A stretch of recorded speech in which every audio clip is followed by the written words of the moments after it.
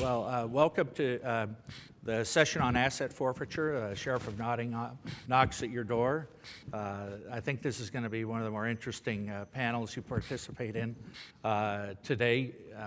This is an increasingly controversial use of government power that essentially strips the public of their property and puts the burden on the owner to prove that they had it legitimately and at their own expense try to get it back. It's essentially legalized theft and a workaround of the Constitution and the requirement of due process.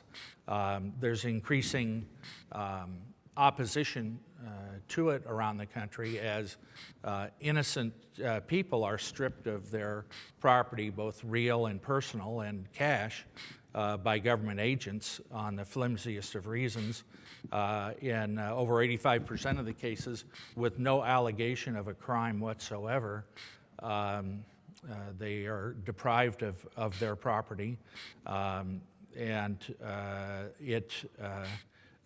we've set up a system of perverse incentives where the police departments or law enforcement agencies get to keep the proceeds of these forfeitures, which are not part of the regular budgeting process, and they essentially have a slush fund for the police department from which they can buy toys, either military, like the MRAPs, but also in one case a Zamboni ice machine, in another case a tanning bed that the police chief's wife used, in another case a margarita maker, and it's really appalling that the government is able to do this, and we're going to have just a relaxed discussion today of it. We have two respected experts in the field to discuss it, and we'll bat it around amongst us, but please, the audience members, please join in and ask questions, because we really want this to be a discussion of this. This is a topic that is increasingly on the agenda of leaders of both parties in the legislature. I think it's a pretty good chance that we'll get some reform legislation. There was so much pressure that even Attorney General Holder had to make some modest reforms, but we can talk about the loopholes within that. Just to put it in context of two partisan leaders that are in agreement on this, the late, great Congressman Henry Hyde said that civil asset forfeiture is, quote, an unrelenting government assault on property rights, fueled by a dangerous and emotional vigilante mentality that sanctions shredding the U.S. Constitution into meaningless confetti. And Congressman John Conyers said, a law designed to give cops the right to confiscate and keep the luxury possessions of major drug dealers mostly ensnares the modest homes, cars, and hard-earned cash of ordinary law-abiding people. And I think those two statements by two giants of their parties shows how seriously Congress is taking this. And our two panelists here to discuss it with you are very much a part of the move to reform it. To my immediate right is Derek Cohen. He's the policy analyst for the Center for Effective Justice at the Texas Public Policy Foundation. He also develops policy for the Right on Crime movement, which has been making a tremendous difference across the country in getting reform in criminal justice laws. He graduated from Bowling Green State, got his MS in criminal justice from the University of Cincinnati, where he's also completing his coursework in PhD. For his PhD. He's an expert on policing and has been published in several academic periodicals. And he's very active in the push for asset forfeiture reform in Texas, where it's very much one of the hottest topics the legislature is considering. Next to him is Darpana Sheth of the Institute for Justice. She's part of the trial team that defended Motel Caswell, a famous case, which I'm really looking forward to her describing the details of, a clear abuse of the system where the good guys won. And it'll be interesting to hear the inside story of that. She is a former Assistant Attorney General of New York State. She clerked on the 10th Circuit Court of Appeal. She's a graduate of the University of Pennsylvania and received her law degree from Georgetown University. And I'd like to start off asking Darpana about the Motel Caswell case, because I think it sort of encapsulates the issues and the dilemmas faced by property owners and the implications of it. So you can tell us a little about it. Sure. That's exactly right. The Motel Caswell case that we litigated really does highlight all the different problem areas that civil forfeiture has. So for those of you who aren't familiar with the case, the U.S. Attorney's Office in Massachusetts had went after the Motel Caswell to try to forfeit the motel, because in their eyes, over the course of 20 years, a handful of the motel's guests had engaged in illegal drug activity behind closed doors. The owner of the motel, Russ Caswell, or his family, or his employees had no idea about any of these crimes beforehand. They certainly weren't, there's no allegation that they were involved in these crimes. But nevertheless, the government's theory was, well, these crimes happened on your property, and so therefore we can take your entire motel, your entire family business under civil forfeiture. And so one of the ways the Motel Caswell case really highlights the problems with forfeiture is the profit incentive. The motel was worth $1.6 million at the time, and there was a lot of evidence in the record that there is a specific DEA agent whose sole job it was to go through properties in that district and find which properties they wanted to forfeit. They did not choose to forfeit the Motel 6 down the street that had the same kind of criminal activity. They did not choose to forfeit the Walmart, or because a lot of drug activity was in that parking lot, or the Dunkin' Donuts, same kind of thing, drugs deals going down in the Dunkin' Donuts parking lot. Instead, they went after the mom and pop motel because they don't have the resources to fight this kind of stuff. And it was one of those cases with the equitable sharing program in which state and local law enforcement would refer the forfeiture to the federal government to prosecute the forfeiture action, in exchange get up to 80% of the proceeds. So the local police stood to gain 80% of $1.6 million, so you can guess their motivations there. Additionally, it highlights the low burden of proof that the government has. One of the first, that the government has to show property is subject to forfeiture just by a preponderance of the evidence at the federal level. And I think that's the same standard in about 34 states. It's either preponderance of the evidence or something even lower. And so the government's theory is, well, all these guests, you're not denying that these handful of guests actually either used drugs or sold drugs in their hotel room or in the parking lot. So that's the connection. That's the connection between the property and the underlying crime. And federal law requires a substantial connection. But when we were litigating this case, all the case law was against us. It's a miracle we actually prevailed on that point alone, that just because third parties who have no connection to you as the proprietor of the motel or the owner of the property, you have no connection to them, that doesn't mean the property doesn't have a substantial connection to those underlying crimes. So it really showed the hurdles property owners have to overcome. And finally, it's the burden of the innocent owner. So you have a person who has no idea that this activity is going on. They're not involved in it. There's no allegation that they know about it or consented to it or running some kind of drug ring through the motel. And it still took 5 years of litigation before you can even present that as a defense, because it is an affirmative defense. So it only comes up when you're at trial.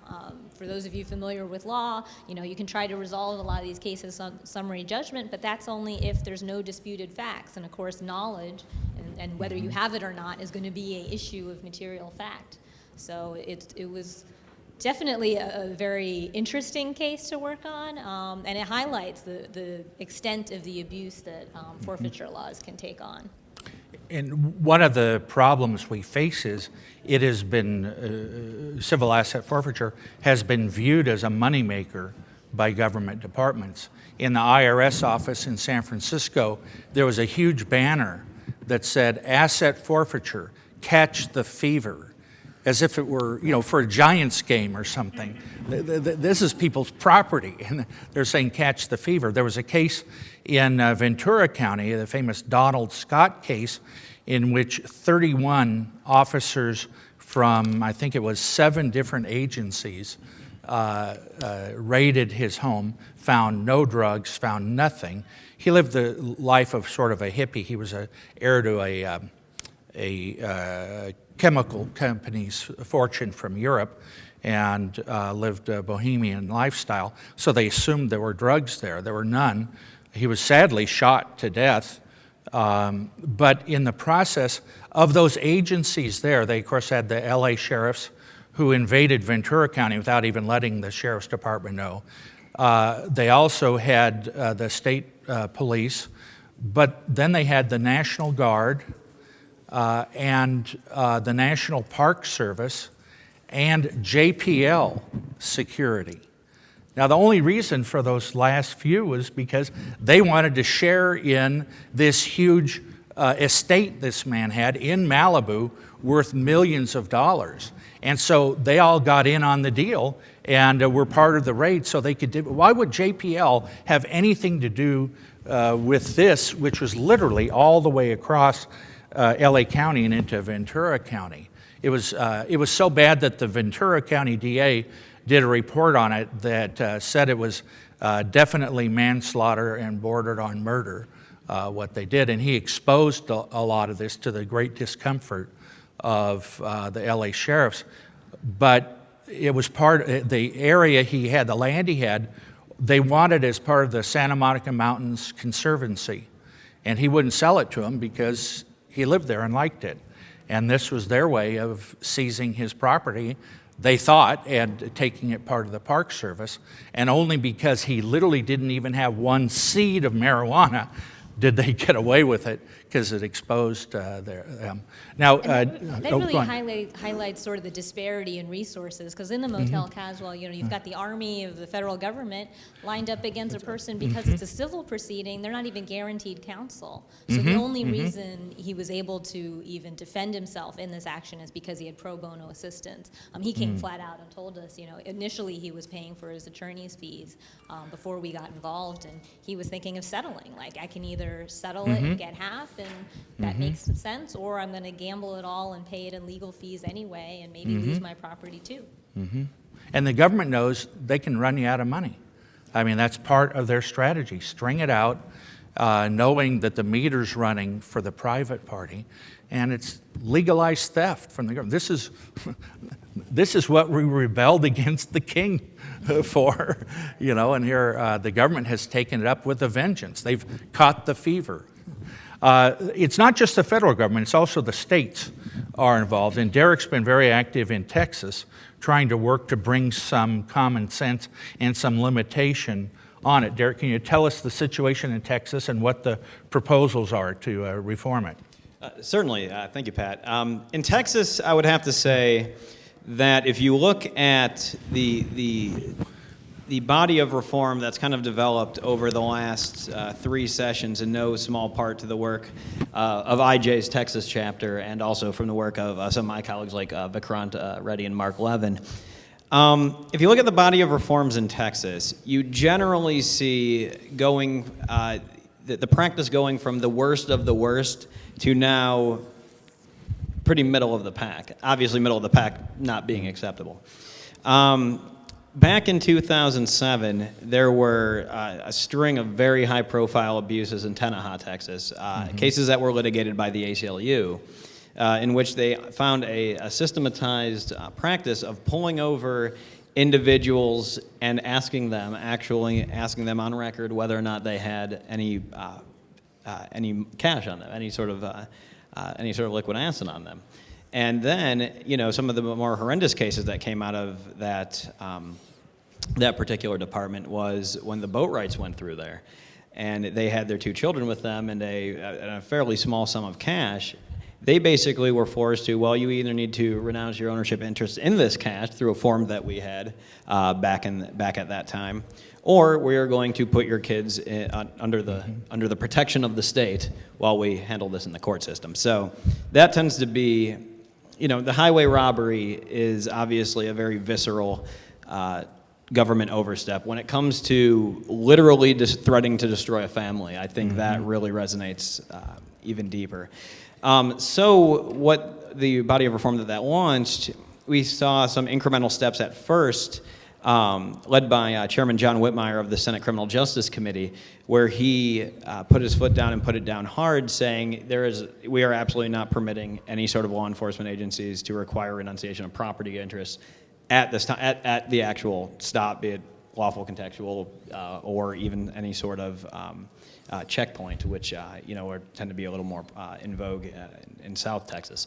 When it came, then from there, came the stories of the abuses of the margarita machines, of the exotic travel. From there, we had a more conservative push to actually limit, which I believe was actually worked on fairly diligently by our now Lieutenant Governor Dan Patrick, to work on making sure that these funds that get taken, these forfeiture funds, can only be spent on legitimate law enforcement interests. Now, what's a legitimate law enforcement interest? Well, that's a bit of an abstract question. The way we have it is, a fairly tight enumerated lists, cars, bulletproof vests, ammunition, so on and so forth. Things that are generally material and things that are generally, unimpeachable in how they contribute to the mission of law enforcement. So we had that passed into law a session or two ago as well. The problem being now, if we look at the fungible nature of money, when we actually spend money out of forfeiture accounts on legitimate law enforcement interests, be it material or what have you, that is money that's freed up in the general appropriation cycle that does not need to actually go, or it's very loose strings upon it, to what it's actually budgeted for. And also, as Pat mentioned before, this is a slush fund. This is completely outside the general purview of electoral oversight. This is the sheriff. This is not even the sheriff. This would be one of his administrators. This would be a assistant police chief, basically administering what this money is to be spent on, a part of the budget that's usually certified by a city council in Texas. So we generally see a displacement of electoral authority in that, and I think that where we've seen the movement in Texas is to try to bring that back at least into the spotlight. And if we look at the current session that's underway, the 84th legislature, what we have filed already in Texas is a complete litany of bills that either raise the burden of proof. Currently in Texas, it's a preponderance of the evidence, and we have 3 bills, I want to say, that would raise it to clear and convincing evidence. We have some that either as part of a raise of burden of proof require more stringent reporting requirements, and that's another big thing that I'll put a pin in. And then we also have one that I don't believe has been filed yet, but I think it'll be filed here shortly. That'll simply be no property forfeiture without a conviction. Versus back on the reporting requirements. The reporting requirements, I would say, are the bare minimum at the state level reforms that need to be passed. The reporting requirements should show in a very granular fashion what is being seized, and I'm not talking about in aggregate this many dollars in cash were received. This is the rough value of the cars that were seized. If we look at the reporting requirements currently, all that we are reporting is aggregates. It should be reported granularly, and it should also tell whether or not there was a criminal conviction. Now, this tends to raise the hackles a lot of the prosecutors. Well, what do we do with abandoned property? And, well, to be honest with you, every rebuttal that I've heard has basically been a non sequitur, much like that.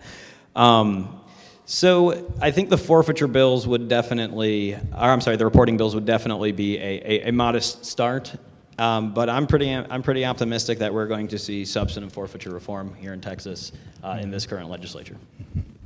And Darpana mentioned that the Institute for Justice is active in 14 states on reform. So this is getting a real head of steam of people saying that this is out of control. Our government's out of control doing this to our citizens. If any of you are going to be involved in your states, and I would really urge you to do that, because this is a problem in every state. One of the arguments against you, law enforcement will say, this is an invaluable tool in stopping the drug trade. This is really important to stop the drug trade. And I'd heard from some law enforcement officers on the East Coast that this happened on 95, and I mentioned that at an ALEC meeting, and Darpana's colleague, Lee McGrath, said, oh, I know exactly, a reporter did it on I-40, and that is this. If you really are interested in stopping drugs, you would catch the drugs coming into the city, which on I-95 is going north from Miami. If you're interested in the money, you'd get it southbound, coming out of the city back down to Miami. In I-40, it would be going, if you wanted to stop the drugs, you'd catch it going east into Nashville. If you wanted the cash, you'd catch it going west. And the reporter on Channel 5 in Nashville found that the seizures were 10-to-1 westbound versus eastbound. 10-to-1, they were getting the cash and ignoring the drugs. They're letting drugs flow into the city. They're letting the poison come in to our young kids, but they're grabbing the cash coming out.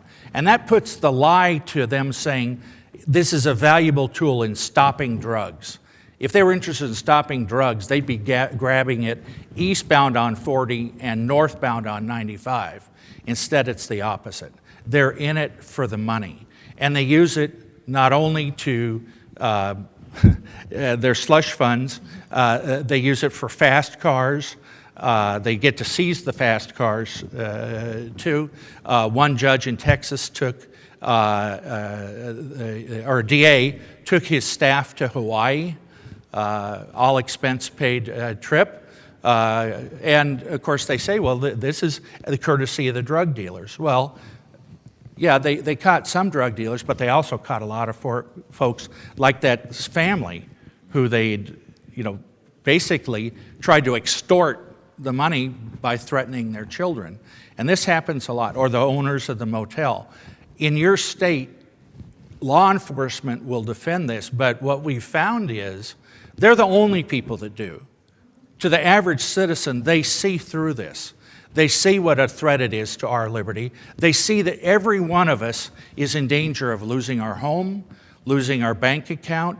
All we've worked for can be gone in an instant because of the whim of the government without any allegation of criminal activity. So I would urge you to be active in your state and be willing to take on the law enforcement bureaucracy that profits from this, because it's coming out of the sweat of our people working hard, our average citizens. I was just going to add to that. So it's really a problem of bad incentives. So there are, of course, bad apples in law enforcement, but really with civil forfeiture and even criminal forfeiture, to the extent it allows this direct financial benefit, is about flawed incentives. And IJ did a study on this called Bad Apples or Bad Laws, and it concludes, it was kind of like a video game that it's called Experimental Economics, where people participated, and it was a mock game in a world in which there is civil forfeiture, and the players would participate and see, what property they would take, versus a world without civil forfeiture. And it really did put the lie to this claim that, that civil forfeiture is a win-win, that you can get, the proceeds and the ill-gotten gains from criminals while better equipping law enforcement to enforce criminal laws. It's really about the incentives and the skewed incentives that you mentioned, over-policing one side of the highway versus the other.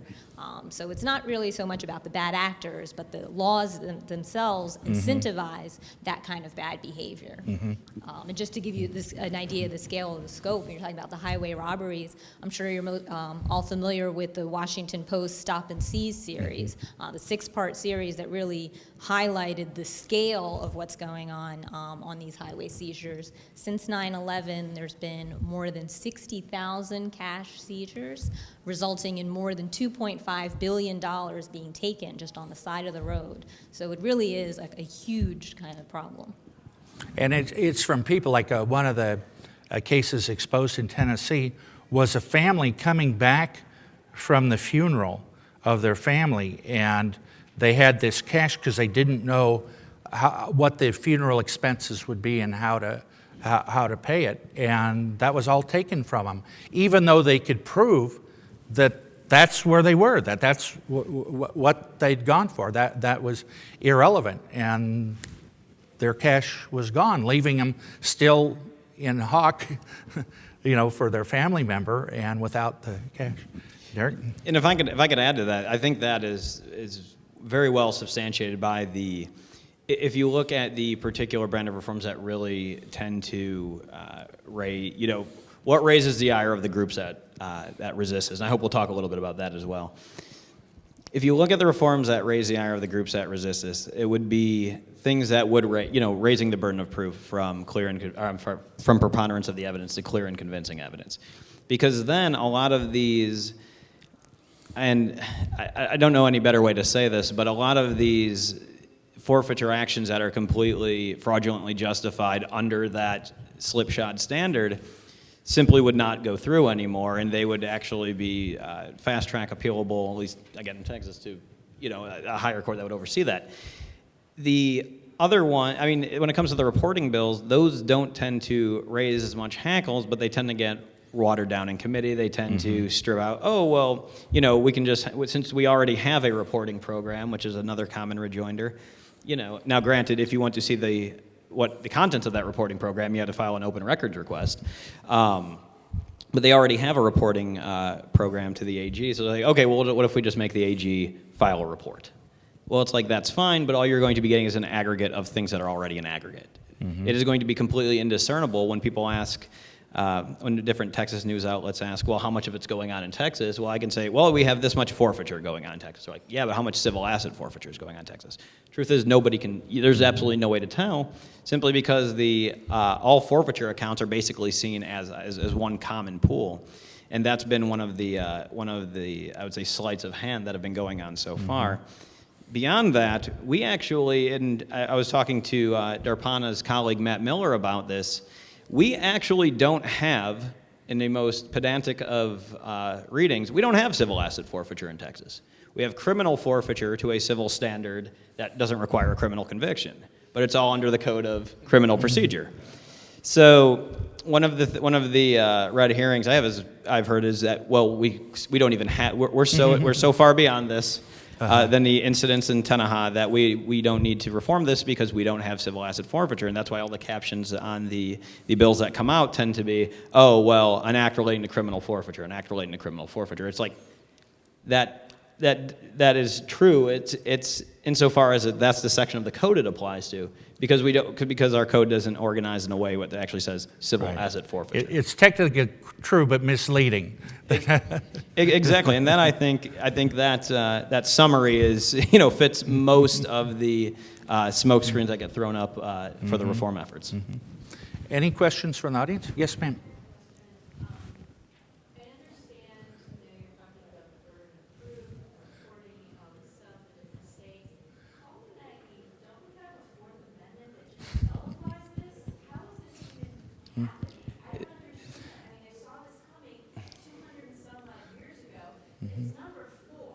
They thought it was that important. How is this even happening here that the government can just take your stuff? Let me repeat the question. The question was, how on earth is this happening when we have a Fourth Amendment that protects us. Our founding fathers saw this danger and put the Fourth Amendment in the Constitution to protect us from it. I would simply say, and then I cannot claim even a modicum of. Okay. Yeah. Okay. I can't even claim a modicum of the legal authority on this topic that Darpana can, but I can say that a lot of the affront that this represents to Fourth Amendment jurisprudence is nowhere near as much of an affront as it represents to Fifth Amendment jurisprudence. The actual, once the government takes your ownership interest in something, the actual seizure, that's under the Fifth Amendment. Whether or not something's actually seized for evidentiary purposes or whatever the case may be, that really, that's where we get into a lot. We get out into the jurisprudential weeds, and it gets in a lot more gray area of the proper role of law enforcement authority, and that's where it gets a little more confusing. But I think the Fifth Amendment is the one that's definitely more under siege from this particular practice. And I think that's right. The problem with the Fourth Amendment, though, is people are being subject to these seizures and unreasonable searches, and that's just a function, unfortunately, of the fact that the Fourth Amendment has been watered down to take all meaning out of it. So when police seize your property, they do need probable cause under the Fourth Amendment standard, and so what it is an on-the-ground determination that if it's a highway seizure incident or something, that they have probable cause to believe that your property is connected to a crime, a forfeitable crime.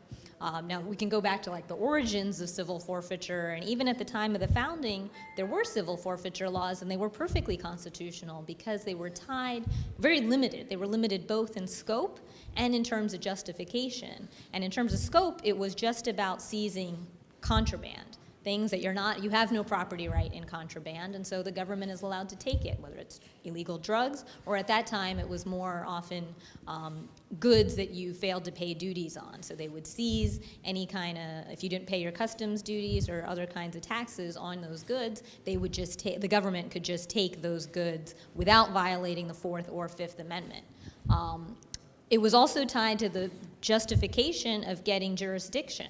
So ordinarily, these people who are the criminals are overseas or somewhere else where the court can't actually assert jurisdiction. In today's world, the criminals are right there. You can have a criminal case against this person, but the government has expanded it beyond that to just beyond the limited justification of getting jurisdiction over the person. And so now we're at a point at which the amount of forfeiture laws at the federal level, there's over 400 federal laws that authorize forfeiture for all kinds of crimes, environmental crimes, failure to report currency transactions. We're not just talking about drugs. And then it's expanded because of this profit incentive. At the time of the founding, all those proceeds from civil forfeitures would go directly to the Treasury, so the general Treasury of Congress, and to allocate as they see fit. It wasn't until 1984, there's Comprehensive Crime Control Act, which allowed forfeiture funds to go directly back to law enforcement. And once it made that shift at the federal level, states started following suit and doing the same thing. And that does present a constitutional problem in two ways. First, you have a separation of powers problem, because under our Constitution, there's checks and balances, and the legislative branch is the one that controls the purse strings. Congress has the power over the purse, which is an important check on executive overreaching and executive authority. And now civil forfeiture laws allow the DOJ or the executive branch, law enforcement agencies, to self-finance outside, as Derek mentioned, the proper oversight of Congress. And the second way it violates the Constitution is due process, which gets back to the Fifth and the 14th Amendments as applied to the states. The Fifth Amendment guarantees a right to an impartial administration of justice. And how can you have an impartial administration of justice when the people who are seizing the property are the ones who then decide whether or not to prosecute a civil forfeiture action, and then are the ones who get to benefit from it and keep the property? And that's a real conflict of interest that is a constitutional problem. And to give you one idea of that, at the federal level, We talk about the different burdens of proof, but most federal forfeiture cases are resolved on administrative forfeitures, which means there's no court or judicial supervision at all. 64%, between 2008 and 2013, 64% of federal forfeiture cases are resolved administratively, and that means the very agency that's seizing the property is determining whether it's okay to have it forfeited. And it's up to the property owner to file a claim within, X number of days, I think it's 30, 90 days, to get their property back and file a claim and go in to get judicial oversight. So it is a real problem. And, yeah, Oh, right. yeah.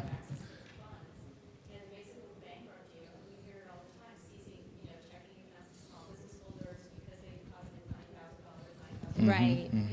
Well, you must be a criminal, so when you do a seizure. I mean, these are small businesses, $40,000 is all the money they have in the world, and now they can't hire a lawyer. So it just goes back to my question, how is this happening? How is it even constitutional? Where did we get this? Yeah. I'll give you a political, not a legal answer. The courts have decided that the war on drugs takes precedence over the Bill of Rights. You look at it, and every doubt has been resolved in the favor of the government. All these marginal cases, which bring up strong constitutional issues, there's generally been a majority of the court willing to say, well, we'll allow that in this case. Law enforcement trumps the Bill of Rights in these cases. I think with the growing scrutiny that there's been, that may begin to change a little.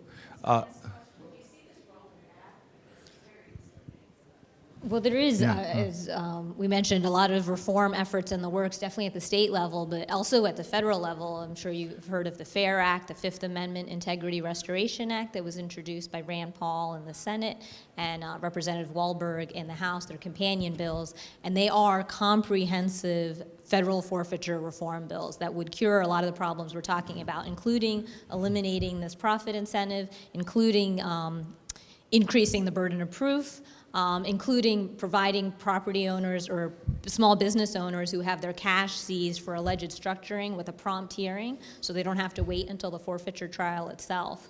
At the same time, the Judiciary Committee in both the Senate and the House are going to come up with their own bills. So it's really important that that's how you can get involved, by contacting your congressional members and your congressional representatives to let them know that this matters to you, that no one in America should lose their property without being convicted of a crime. And in the materials we handed out, I have the addresses of some of the legislators. Chuck Grassley is the chair of the Senate Judiciary Committee. Jim Sensenbrenner is chair of the Crime Subcommittee in the House. They've both said that they're going to come out with comprehensive bills on this, in addition to Rand Paul's bill. It's important they hear from you. They're right on this issue, but they need to know. They're going to hear from every, police department and sheriff's department in the country that they desperately need this money. And their colleagues will hear that. And they need to hear from you that this is a threat to your liberty and all you've worked for. And despite the courts having allowed it, it is an affront to our constitutional protections. Yes, sir. Yeah. So I've got 34 years in law enforcement, and I commanded a number of drug task forces, and most of my career in Maryland law enforcement, state police. I mean, you guys really believe this stuff that these guys are saying? You should. You should. You really should. They're only scratching the surface of what goes on out there. My name is Neil Franklin. I'm the executive director of Law Enforcement Against Prohibition. We have a booth downstairs. You should stop by. What you were saying about the Fourth Amendment, marijuana is one of the main reasons we can search you in your car whenever we feel like it. So, because of what the power of the courts have given us to do that, because of the odor of marijuana, whether we smell it or not, we can search your car and then find your cash and then take your cash. So that's just a quick example. But my question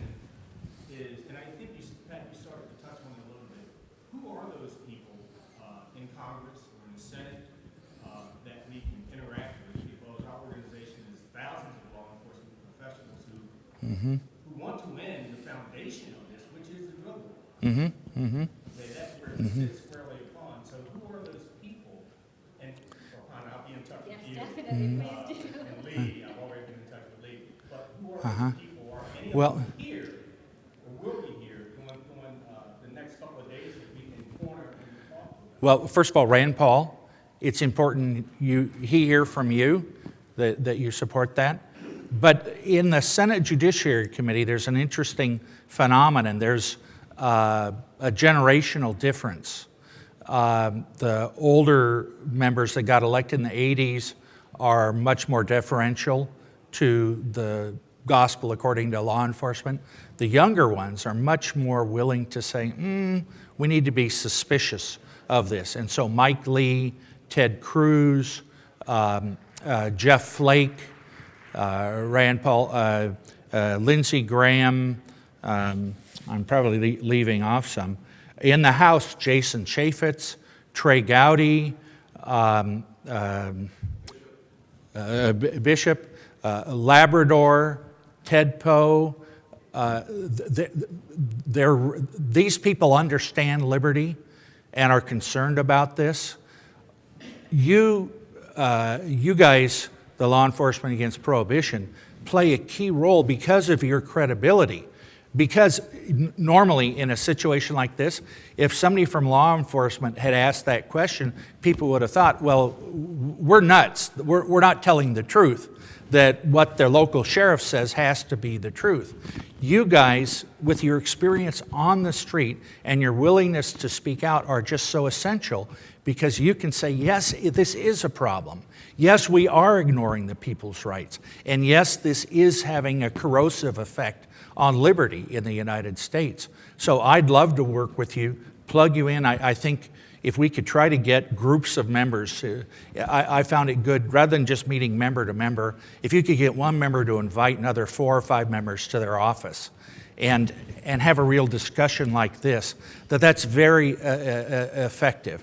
And I'd love to work with you because they need to hear from you. They hear from their citizens who complain, these horror stories, but then they hear from law enforcement, and you guys could help balance that and say, no, the citizens are telling you correct. This is an outrage that's going on. And no, it's not necessary to protect the people, to have peaceful communities. So,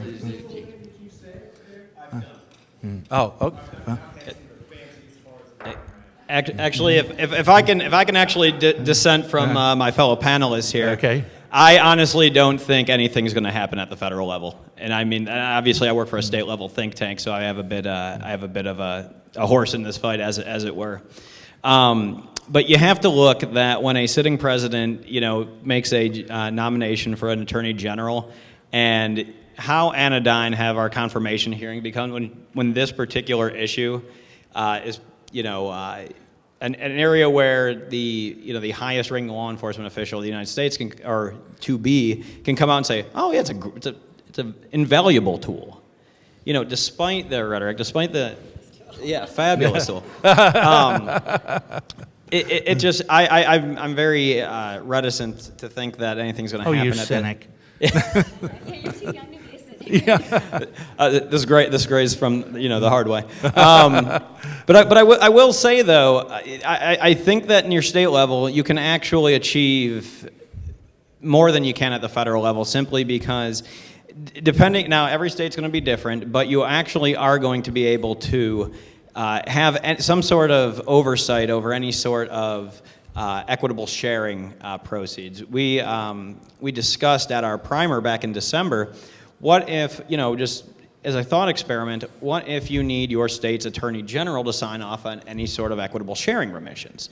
These are just one particular way where you can, kind of block the end around that a lot of the federal government has been empowering the abuses in the states with. To explain that, the federal government, even under Holder's bill, gets around state limitations on civil asset forfeiture by equitable sharing. They incorporate the state, even if the state is prohibited from doing it, they incorporate it as a federal action and then kick back 80% to the state. So it undercuts state sovereignty as well. So you're right. having to have some process where the AG has to sign off. Some state official would be. It's some elected official Uh-huh, who once if stories like this tend to get out, will have to face an electorate. I believe this gentleman in the back has had his hand up for some time.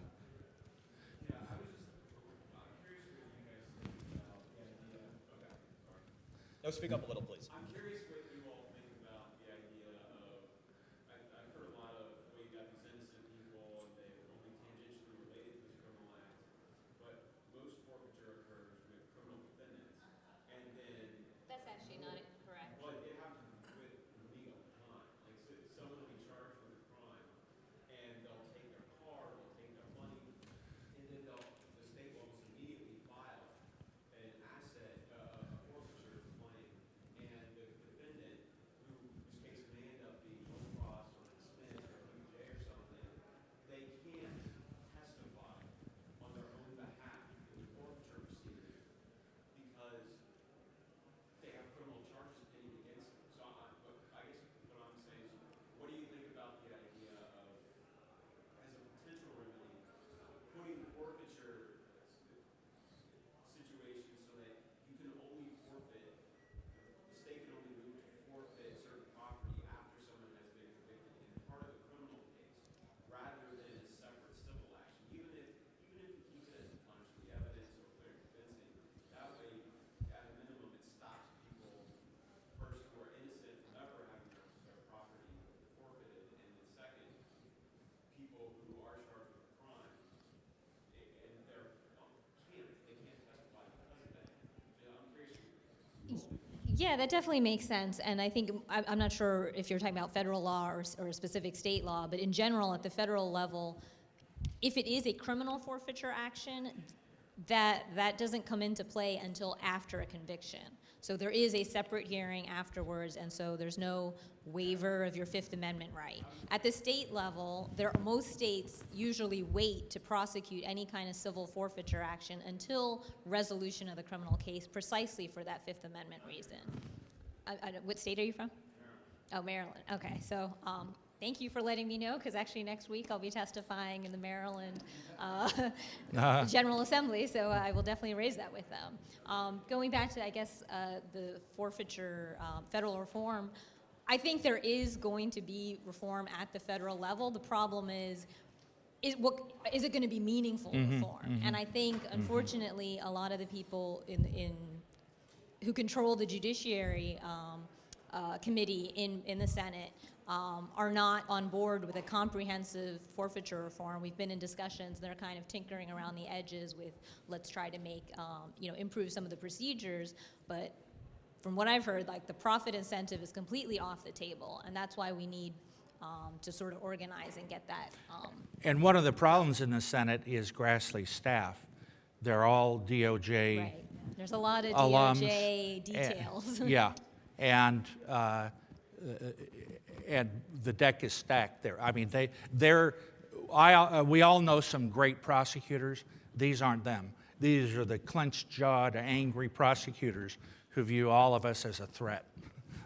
And so the House already had hearings on this. They actually had 2 hearings, one on forfeiture in general and one specifically on structuring. And that was a very positive outcome. The IRS commissioner came in, testified, actually apologized for their policy. So we need to keep pushing in that direction. And the Senate is supposed to have hearings coming up as soon as they introduce a measure. So as soon as either bill is introduced, IJ is leading the charge in terms of organizing groups or organizations that are interested in getting forfeiture reform. So please reach out. We have a website, endforfeiture.com, which we've collected everything that's going on.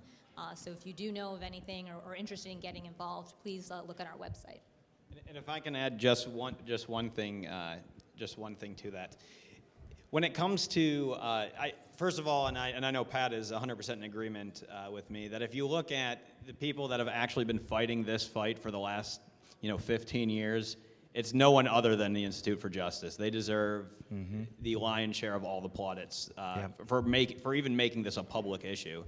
But if there's one thing I could add about the judiciary, and Pat will agree with the work that we do together in the Right on Crime campaign, is that when we talk about half measures and half-baked reforms.